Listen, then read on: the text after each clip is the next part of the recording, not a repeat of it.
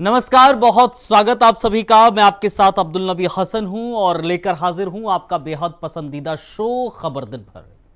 खबर दिन भर में तमाम अहम खबरों पर डालते हैं हम नजर। कौन कौन सी अहम खबरें हैं आज की तारीख में, जरा आपको बताते हैं। सबसे पहले दरअसल आज इन 5 खबरों का जिक्र करेंगे। उसमें सबसे पहले हम बात करेंगे ब्रजमंडल यात्रा के। ब्रजमंडल यात्रा दरअसल 31 जुलाई, तारीख वही, जगह वही, लेकिन क्या इस बार अंजाम भी वही होगा? 2 साल पहले ब्रजमंडल यात्रा की आड़ में जो आग नूह की सड़कों पर फैली थी, क्या वो फिर धधकेगी?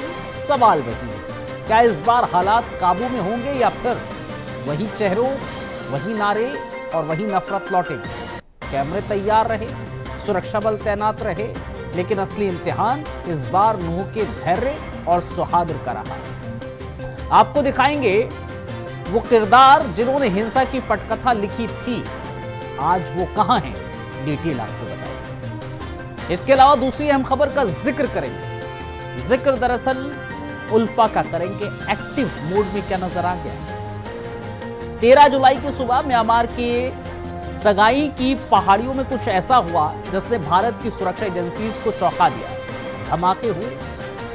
उल्फा 1 ने दावा किया कि उस पर ड्रोन से हमला हुआ, उसके कमांडर मारे गए और आरोप सीधा भारत पर लगाया गया। लेकिन क्या वाकई में भारत ने यह हमला किया या फिर यह उल्फा के अंदर किसी बड़े संकट की निशानी है? संगठन अब टूटा है या फिर से ताकत बटोर रहा है? आज हम आपको दिखाएंगे उल्फा की सच्चाई की तस्वीर, म्यांमार के पहाड़ों से लेकर भारत की रणनीतिक नक्शे तक। इसके अलावा जिक्र तीसरी खबर का करेंगे। बात उदयपुर फाइल्स की करेंगे। 28 जून 2022 दोपहर का वक्त, कैमरे पर एक इंसान की गर्दन काट दी जाती है और पूरा देश सन्न रह जाता है। अब उसी सच्चाई पर एक फिल्म बनी है, लेकिन रिलीज से पहले ही कोर्ट ने उस पर ब्रेक लगा दिया। सवाल यह है कि क्या सच्चाई दिखाना अब समाज को तोड़ने वाला कदम माना जाएगा या फिर कुछ सच्चाइयां इतनी कड़वी हैं कि उन्हें पर्दे पर लाना भी आज इसी पर सवालों की पड़ताल करने वाले। इसके अलावा चौथी अहम खबर का जिक्र करेंगे। जिक्र दरअसल शुभांशु का करेंगे। लौट रहे हैं शुभांशु। अंतरिक्ष की अनंत गहराइयों से अब एक बार फिर भारतीय धरती की ओर लौट रहा है। 28,000 किलोमीटर प्रति घंटे की रफ्तार, तापमान हजारों की डिग्री और सामने महासागर की लहरें। ये किसी फिल्म की कहानी नहीं बल्कि एक रियल मिशन है एक्सॉम 4 का, और उसका नायक है भारत का बेटा ग्रुप कैप्टन शुभांशु शुक्ला। कल उनका ड्रैगन कैप्सूल जब समुद्र को छुएगा तो ये सिर्फ एक लैंडिंग नहीं होगी बल्कि भारत की अंतरिक्ष गाथा में एक और ऐतिहासिक अध्याय होगा। जिक्र करेंगे आपसे कुछ देर के बाद, डिटेल आपको बताएंगे। पांचवी अहम खबर का जिक्र करेंगे। जिक्र जुदा हो गई हैं राहें। दरअसल साथ में खेले, साथ जिए, साथ में जीते और अब जिंदगी के इस मैच ने अपना अपना रास्ता चुन लिया। बैडमिंटन कोर्ट की सबसे चर्चित जोड़ी साइना नेहवाल और परुपल्ली कश्यप अब एक दूसरे से हमसफर नहीं रहेंगे। इंस्टाग्राम पर अचानक आए एक इमोशनल पोस्ट ने सभी को चौंका दिया। क्या कहा साइना ने? कब से रिश्ते में खटास थी और अब आगे क्या है? थोड़ी देर में आपको दिखाएंगे पूरी कहानी, रिश्ते से रिटायरमेंट तक का सफर। इन 5 अहम खबरों पर हमारी विस्तार से नजर रहेगी। जाते जाते आपको बात पते की बताएंगे।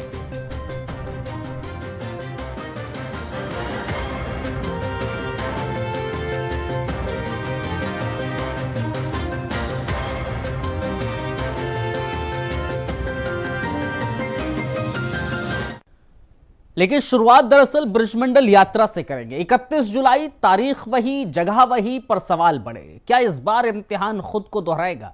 2 साल पहले नूह की सड़कों पर जो आग भड़की थी, उसकी लपटें आज भी लोगों के जहन में धधक रही थी। एक धार्मिक यात्रा के बहाने जो नफरत फैली, उसने पूरे मेवात को झकझोर कर रख दिया। 5 लोग मारे गए, सैकड़ों घायल हुए और करोड़ों की संपत्ति राख हो गई। लेकिन असली सवाल यह है कि उस हिंसा के पीछे कौन थे? कौन थे वो चेहरे जिन पर हिंसा भड़काने का आरोप लगा? और 2 साल बाद आज वो लोग कहां हैं? सबसे पहले नाम आया मोनू मानेसर का। खुद को गौरक्षक बताने वाला ये शख्स हिंसा के वक्त सोशल मीडिया पर काफी एक्टिव था। 26 अगस्त 2023 को उसके खिलाफ साइबर थाना नूह में केस दर्ज हुआ, मगर इससे पहले वो राजस्थान पुलिस की नजरों में था। नासिर और जुनैद हत्याकांड का मुख्य आरोपी बन चुका था। प्रोडक्शन वारंट पर राजस्थान पुलिस उसे ले गई थी और अब तब से मोनू मानेसर राजस्थान की जेल में बंद है। कोर्ट कचहरी चल रही है, लेकिन फिलहाल वो सलाखों के पीछे। अब बात करते हैं बिट्टू बजरंगी की। एक और चेहरा जो हिंसा के बाद सुर्खियों में आया। आरोप था कि सोशल मीडिया पर भड़काऊ पोस्ट किए, अवैध हथियार रखने का भी मामला दर्ज हुआ। 15 अगस्त 2023 को पुलिस ने फिल्मी अंदाज में फरीदाबाद से अरेस्ट किया, लेकिन कुछ दिन बाद वो जमानत पर बाहर आ गया। इस बार भी ब्रजमंडल यात्रा में शामिल होने की कोशिश की, हाईकोर्ट तक पहुंचा, लेकिन इजाजत नहीं मिली। फिलहाल उसका केस कोर्ट में चल रहा है और हर पेशी पर पुलिस की पैनी नजर बनी। लेकिन इस पूरी कहानी में एक सियासी किरदार था, कांग्रेस विधायक मामन खान का। फिरोजपुर दिरका से विधायक हैं और 4 केस दर्ज हुए उन पर हिंसा भड़काने के आरोप में। गिरफ्तारी हुई, जेल गए, लेकिन फिर जमानत मिल गई। दिलचस्प बात यह है कि जेल जाने के बावजूद मामन खान की सियासी ताकत कमजोर नहीं। वो अब भी इलाके में बेहद लोकप्रिय है और ये मामला भी अदालत की चौखट पर।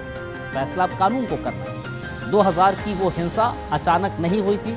करीब 61 मुकदमे दर्ज हुए, 800 से ज्यादा लोगों को आरोपी बनाया गया, आगजनी हुई, तोड़फोड़ हुई, लूट हुई और वो भय जिसने मेवात के सौहार्द को तोड़ दिया। मगर इस बार हालात अलग हैं। यात्रा दोबारा निकल रही है, लेकिन पुलिस पहले से ज्यादा सतर्क है।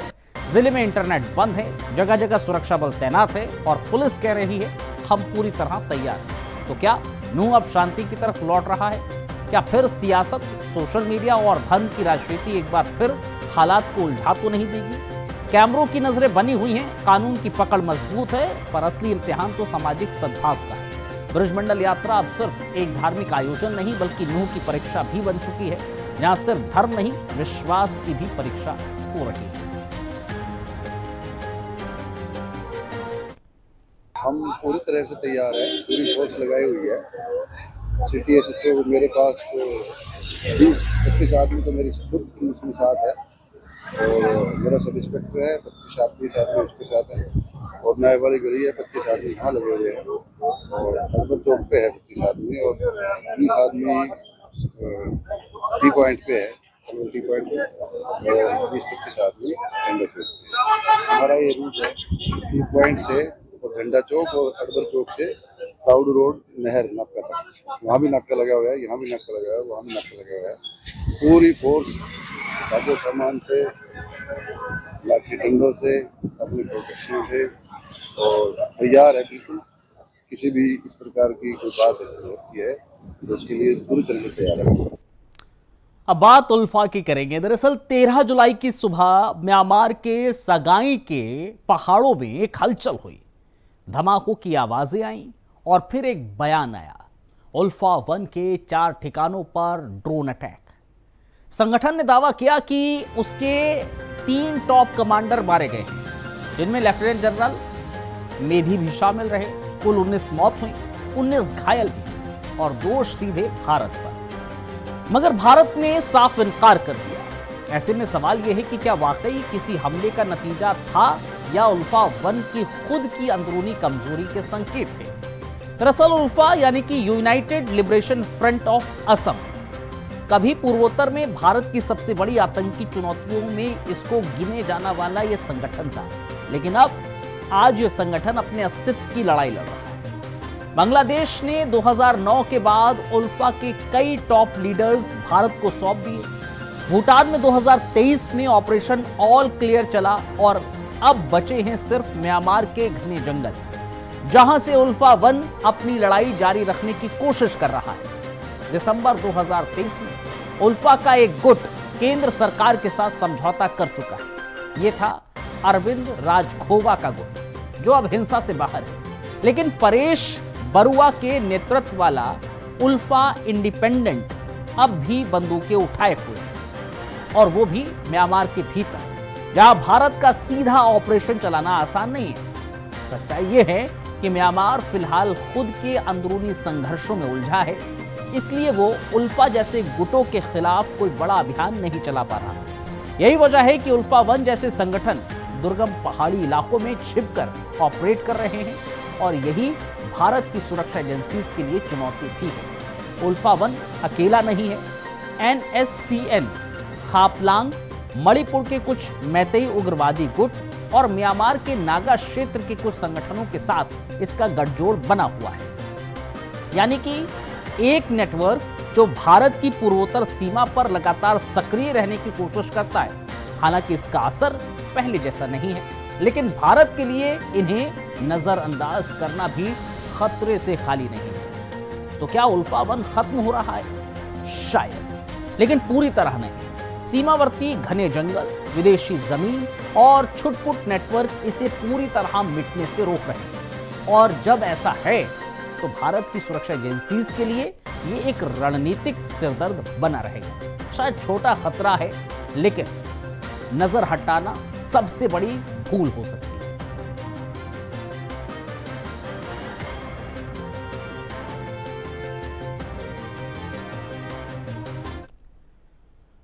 अट्ठाईस जून 2022 दिन दहाड़े गला काट दिया गया, कैमरे पर हत्या हुई और देश सन्न रह गया।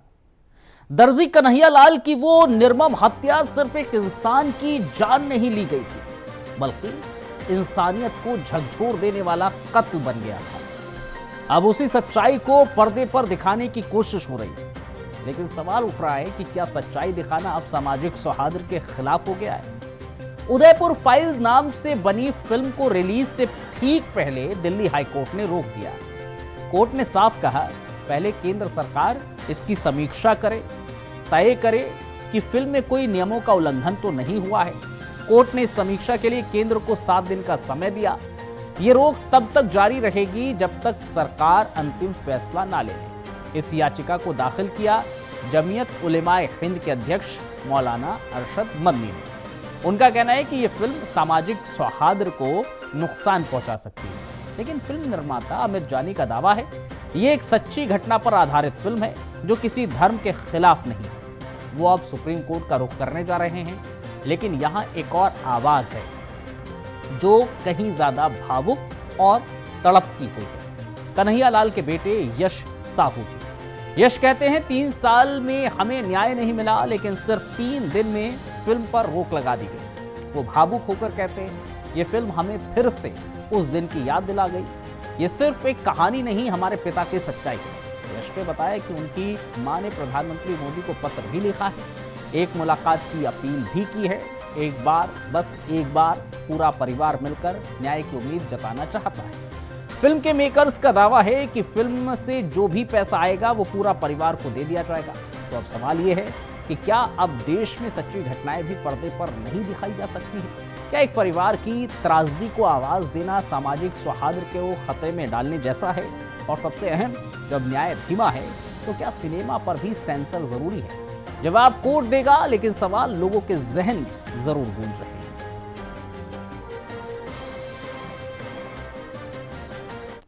में हमने मांग करी है that the order of the honourable High Court which has stayed the release of the movie Udaipur Files, that order needs to be set aside and we have requested, we have prayed from the Supreme Court to grant release of this movie. Court ने क्या? फिलहाल हम लोगों ने filing करी है। आज senior advocate Gaurav Bhatia ने प्रोड्यूसर की तरफ से ये मैटर मेंशन किया है।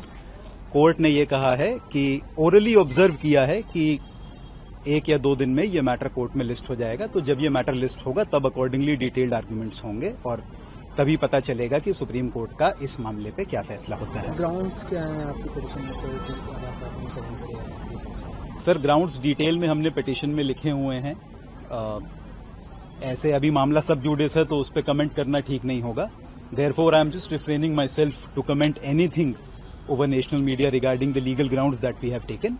I can only tell you the prayer that we have. Since the Honorable High Court has provided a stay on the release of the movie, we are seeking that the movie be released.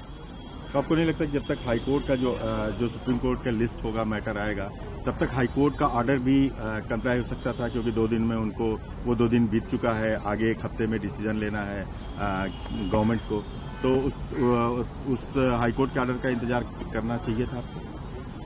Sir, आप अपनी जगह बिल्कुल ठीक कह रहे हैं। High court के order में जो लिखा है उसका आदेश का पूरी तरह हम भी सम्मान करते हैं, पर उस ऑर्डर को लीगली चैलेंज करना under article 136 of constitution of India हमारा भी लीगल राइट है। प्रोड्यूसर ने हमें इंस्ट्रक्शंस दिए हैं to file the SLP. We have filed the SLP. We trust the judiciary and by reposing our trust in the judiciary we have filed this SLP in the Supreme Court on the instructions of the petitioner. Maybe if the order of the Honorable High Court itself gets stayed, then the movie also gets released. अब जिक्र करते हैं अंतरिक्ष से वापसी का। दरअसल अंतरिक्ष से धरती पर लौटना किसी चमत्कार से कम नहीं होता, और जब लौटने वाला भारत का बेटा हो तो ये गर्व भी और ज्यादा बन जाता है, इतिहास भी। हम बात कर रहे हैं भारतीय वायुसेना के ग्रुप कैप्टन शुभांशु शुक्ला की, जिन्होंने अंतरराष्ट्रीय अंतरिक्ष स्टेशन यानी कि ISS पर एक ऐतिहासिक मिशन पूरा किया है और अब उनकी धरती पर वापसी की उल्टी गिनती शुरू हो चुकी है। शुभांशु शुक्ला एक्सियोम 4 मिशन का हिस्सा बने।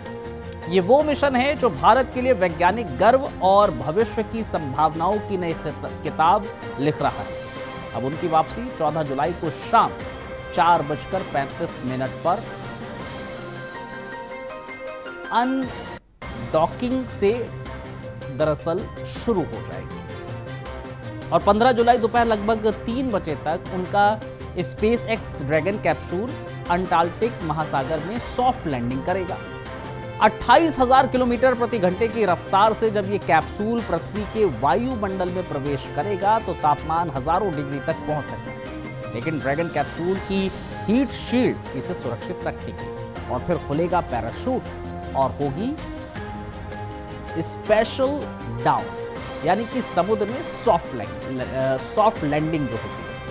SpaceX की रिकवरी टीम तुरंत कैप्सूल को बाहर निकालेगी और शुभांशु फिर से होंगे भारत की धरती के करीब। लेकिन लौटना सिर्फ शुरुआत होती है। पृथ्वी पर कदम रखते ही शुभांशु शुक्ला और उनकी टीम को मेडिकल परीक्षण और पुनर्वास के लिए से गुजरना होगा।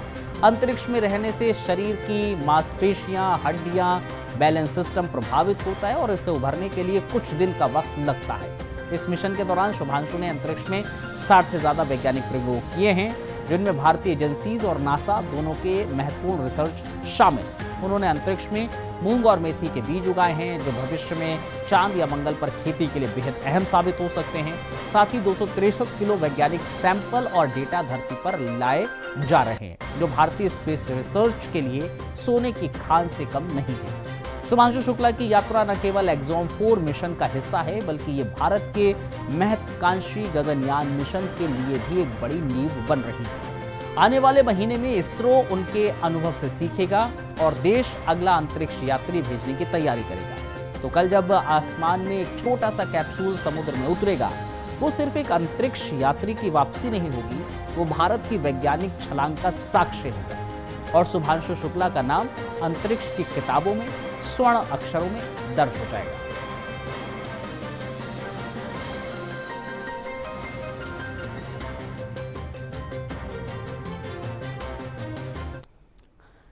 अब बात करते हैं दो हमसफरों की जो अब जुदा हो रहे हैं। एक साथ बैडमिंटन कोर्ट पर उतरे, साथ ट्रेनिंग की, साथ जीते, साथ हारे, दोनों एक दूसरे का साथ दोनों ने निभाया। लेकिन अब उसी सफर में एक पड़ाव ऐसा भी आया जहां राहें अलग हो गई हैं। भारत की स्टार शटलर साइना नेहवाल और उनके पति परुपल्ली कश्यप ने अपनी शादी को खत्म करने का फैसला किया है। 13 जुलाई रविवार की शाम साइना नेहवाल ने इंस्टाग्राम पर एक स्टोरी पोस्ट की, बहुत शांत शब्दों में लेकिन भावनाओं से भरी एक पंक्ति थी। कभी कभी जिंदगी हमें अलग राहों पर ले जाती है। उन्होंने साफ किया कि सोच समझकर आपसी सहमति से उन्होंने और कश्यप ने अलग होने का फैसला लिया है और साथ ही गुजारिश की है कि इस वक्त उनकी निजता का सम्मान किया जाए। 2018 में दोनों ने हैदराबाद में एक बेहद निजी समारोह में शादी की थी। रिश्ते की शुरुआत दरअसल 1997 में हो गई थी, जब साइना और कश्यप पहली बार एक बैडमिंटन कैंप में मिले थे। फिर गोपीचंद एकेडमी में ट्रेनिंग के दौरान एक दूसरे के करीब आए और लगभग 2 दशक के रिश्ते के बाद उन्होंने 15 दिसंबर 2018 को शादी कर ली। इनकी जोड़ी सिर्फ कोर्ट की साझेदारी नहीं थी, बल्कि भारतीय बैडमिंटन का प्रतीक थी। साइना ने 2012 ओलंपिक में कांस्य पदक जीतकर इतिहास रचा था। 2015 में वर्ल्ड नंबर 1 बनी, वो भी भारत की पहली महिला बैडमिंटन खिलाड़ी के रूप में। और कश्यप 2014 में कॉमनवेल्थ गेम्स में गोल्ड और 2012 में ओलंपिक में क्वार्टर फाइनल तक वो पहुंचे थे। दोनों ने खेल के मैदान में देश का नाम रोशन किया और साथ में एक मजबूत जोड़ी की मिसाल भी पेश की। लेकिन कहते हैं ना कुछ रिश्ते वक्त के साथ बदल जाते हैं। साइना और कश्यप अब अपनी अपनी राहों पर आगे बढ़े हैं, सम्मान के साथ, समझदारी के साथ। उनका फैसला निजी है पर सार्वजनिक इसलिए हो गया क्योंकि वो दो बड़े नाम और करोड़ों की भावनाएं उनसे जुड़ी हुई हैं। ये कोई हार नहीं है, ये एक नए अध्याय की शुरुआत है, क्योंकि खेल सिखाता है हार के बाद ही मुस्कुराकर आगे बढ़ना। और हम सभी उम्मीद करते हैं कि साइना भी, कश्यप भी अपने अपने रास्तों पर फिर से एक नई जीत लिखेंगे।